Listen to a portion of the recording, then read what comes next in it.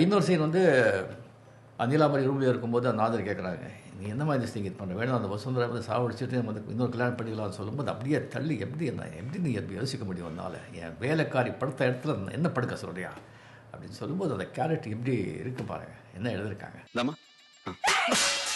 பைத்தியமா பிடிச்சிருக்கு. ஆமா, எனக்கு பைத்தியம் தான் பிடிச்சிருக்கு. இனிமே நான் யார் முகத்திலையும் முழிக்க மாட்டேன். நான் ஏமாந்தது மட்டும் இல்ல, அவமானப்பட்டது மட்டும் இல்ல, அசிங்கப்பட்டது மட்டும் இல்ல, நான் தோத்து போயிட்டேன். ஒரு வேலைக்காரி கிட்ட தோத்து போயிட்டேன். அவன் மேல இவ்வளவு உயிரை வச்சிருக்கேன்னு எனக்கு தெரியாம போச்சம்மா. எப்படியாவது படைப்பட கொண்டு வந்து உங்ககிட்ட சேர்க்கணுமா?